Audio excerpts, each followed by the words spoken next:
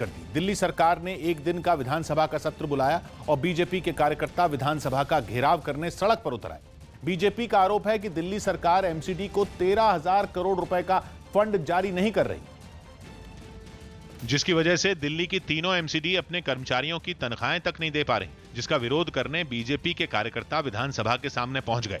विधानसभा के सामने कई स्तर की सुरक्षा पहले से तैनात की गई थी। सबसे आगे लगी बैरिकेडिंग ने कुछ देर तक प्रदर्शनकारियों को रोक लिया, लेकिन थोड़ी ही देर में कार्यकर्ता बैरिकेडिंग को पार कर दूसरी तरफ पहुंचने लगे। बैरिकेड को फांदकर दूसरी तरफ आ रहे लोगों को पुलिस ने रोकने की कोशिश भी की, लेकिन धीरे धीरे कई कार्यकर्ता बैरिकेडिंग को पार करने में कामयाब हो गए, जिसके बाद दिल्ली बीजेपी के अध्यक्ष आदेश गुप्ता भी बैरिकेडिंग के ऊपर से छलांग लगाकर दूसरी तरफ आ गए। तस्वीरों में आप देख रहे हैं कि एक लेवल की बैरिकेडिंग पार कर दी गई है। दूसरी तरफ जो बीजेपी के कार्यकर्ता है दूसरी बैरिकेड की तरफ बढ़ रहे हैं। गुस्साए बीजेपी कार्यकर्ता दिल्ली सरकार और मुख्यमंत्री अरविंद केजरीवाल के खिलाफ नारे तख्तियों पर लिखकर पहुंचे।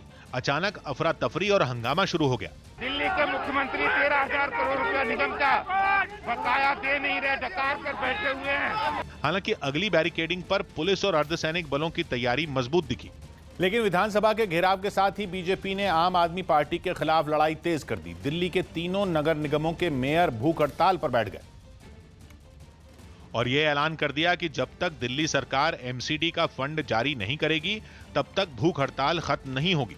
पिछले 11 दिन से बीजेपी के कई पार्षद मुख्यमंत्री अरविंद केजरीवाल के घर के बाहर धरने पर बैठे हैं, लेकिन जब धरने से बात नहीं बनी तो मेयरों ने भूख हड़ताल का ऐलान कर दिया।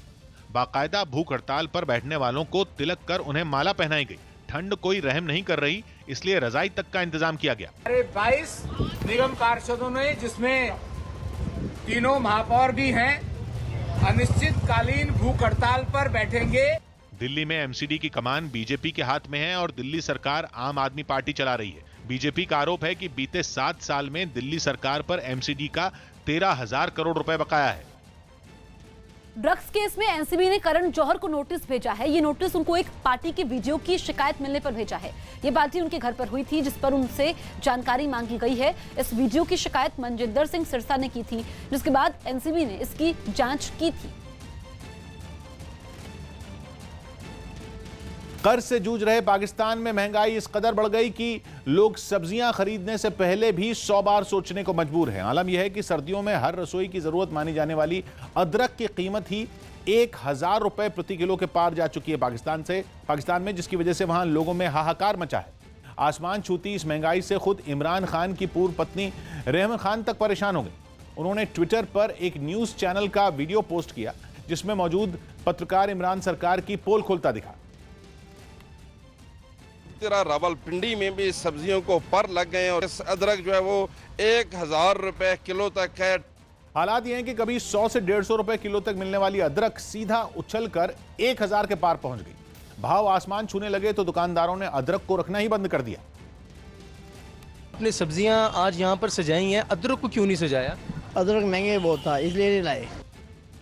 सिर्फ अदरक ही नहीं, टमाटर, प्याज जैसी दूसरी सब्जियों की कीमत भी काफी बढ़ गई। पहले ही महंगाई और खस्ता हाल अर्थव्यवस्था से जूझ रहे लोगों ने तो सब्जी की दुकानों की तरफ जाना ही बंद कर दिया।